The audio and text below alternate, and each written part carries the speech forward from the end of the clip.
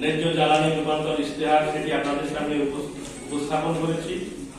আপনারা লক্ষ্য করেছেন এর একটি অংশে এই নির্বাচনী ইশতেহারে আমরা বলেছি 14 দফা ভিত্তিক নাগরিক ইশতেহার, আমরা যেটি ইতিমধ্যেই নাগরিক পত্র হিসেবে বরিশালের 3 জন প্রার্থীর কাছে কয়েকদিন আগে উপস্থাপন করেছি এবং তারা এই বিষয়ে সম্মত হয়ে ইশতেহারে স্বাক্ষর করেছেন এবং তারা অঙ্গীকার করেছেন তারা যদি নির্বাচিত হন জাতীয় সংসদে এই বিষয়ে উচ্চকিত হবেন।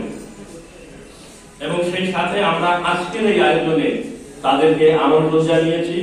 তারা বলেছেন নির্বাচনী কাজে ব্যস্ত থাকার কারণে হয়তো তারা পূর্ণ সময় দিতে পারবেন না, তবে দু একজন বলেছেন যে এই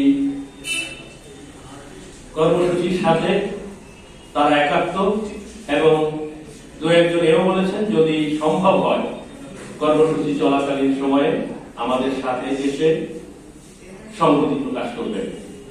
তো আমাদের সাথে তাদের যোগাযোগ চলছে। একমাত্র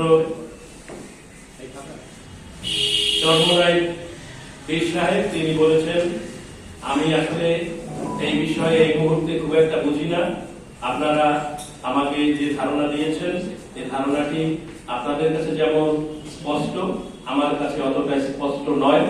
আমি যদি নির্বাচিত হতে পারি তাহলে আমি আপনাদের নিয়ে বসে এই বিষয়ে ব্যবস্থা গ্রহণ করব।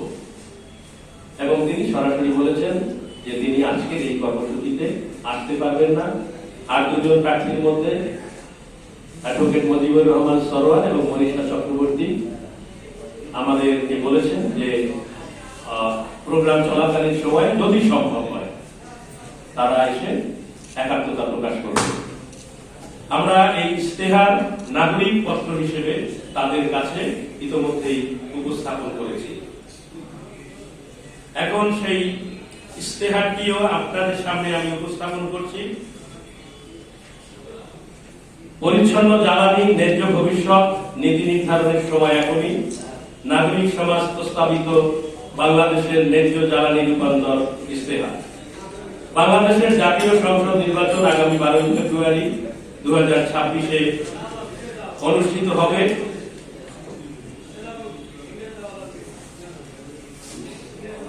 এই জাতীয় সংসদ নির্বাচনের মাধ্যমে জনগণ সংসদ সদস্য এমপি নির্বাচন করবেন।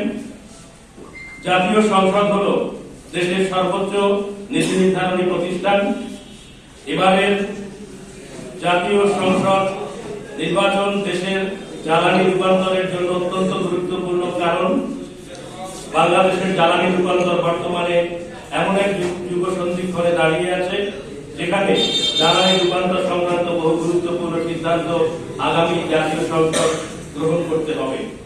এর মধ্যে আছে ন্যায্য জ্বালানি রূপান্তর, জ্বালানি নিরাপত্তা ও সার্বভৌমত্ব, অর্থনৈতিক স্থিতিশীলতা এবং জলবায়ু অভিযোজন সংক্রান্ত গুরুত্বপূর্ণ বিষয়সমূহ।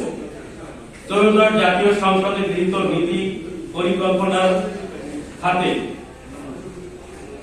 পরিকল্পনায় যাতে নাগরিক সমাজ